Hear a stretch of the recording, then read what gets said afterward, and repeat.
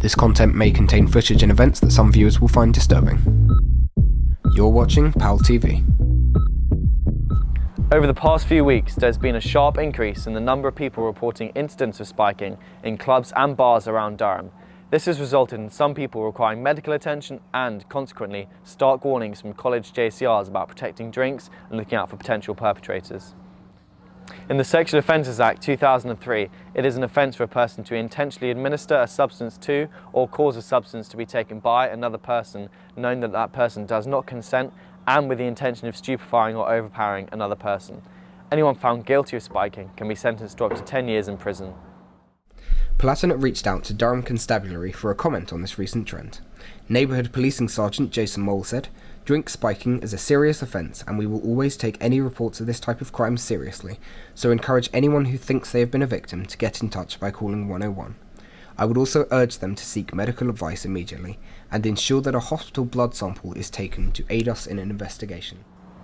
Last Tuesday, Urban Angels Durham, a community safety page for those who identify as women or non-binary, provided more advice on detecting, preventing and taking legal action against drink spiking after some of its members reported their own experiences. A St Chad's Facebook page has also been set up as a Durham anti-spiking forum for students to report suspicious activity and share resources.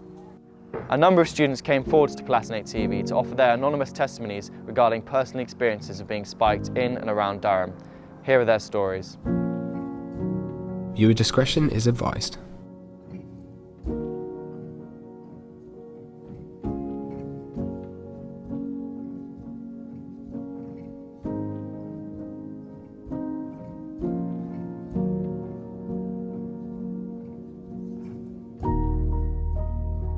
During Freshers Week, I was spiked at Jimmy's. I could tell immediately that it was different to being drunk because I was fully aware of what was going on around me. I knew what was happening, but I was unresponsive. I couldn't speak even though I could formulate a response in my head. I felt really sick, I couldn't keep myself upright. My friend had to take me back to my accommodation and look after me all night. Once I had recovered, I found it really difficult to actually tackle the issue at hand because I couldn't get a test to see if I'd been spiked. Both 111 and the police directed me towards A&E to get one, where I had to wait for 3 hours only to be told they don't do tests there, and they couldn't tell me where to go to get one. The Freps at my college contacted Jimmy's to ask if they had any CCTV footage, to which they responded that their cameras weren't working. There was no way for me to prove who did it for me, even though I'm 99% sure about who it was.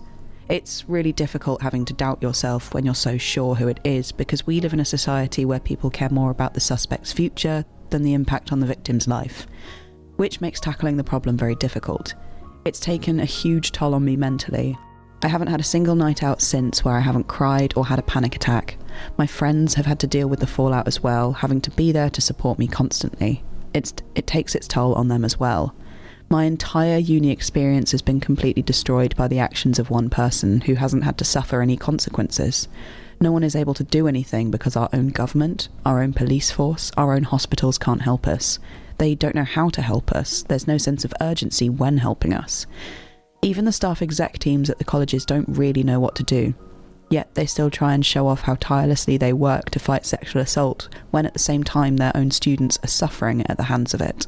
In my third term at Durham last year, I went on a night out with some friends to Clute. I ordered one cocktail and drank a small amount once it arrived. Then my friends and I briefly left the table to go to the bathroom, leaving our drinks alone. Once we came back, I finished my drink and we left soon after. As we were walking back to my friend's flat, I started to feel slightly dizzy and sick. I assumed it was nothing at first, but after about 15 minutes, I realised something was wrong and decided to walk myself home. On my way back home, I began feeling extremely faint and was struggling to stand upright, eventually lying on the pavement outside my college for about 10 minutes, feeling very disorientated before I was found by some girls I knew. They then helped me as I threw up, finally leading me back to my room and putting me to bed.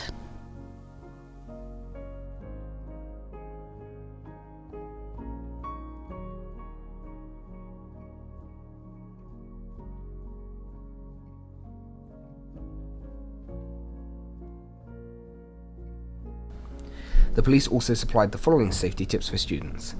If you choose to drink alcohol, please do so responsibly.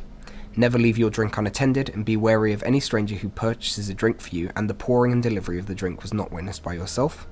Look out for each other, check everyone is together if moving venues, and keep in touch throughout the night. And always plan how you'll get home before going out and take safe routes home.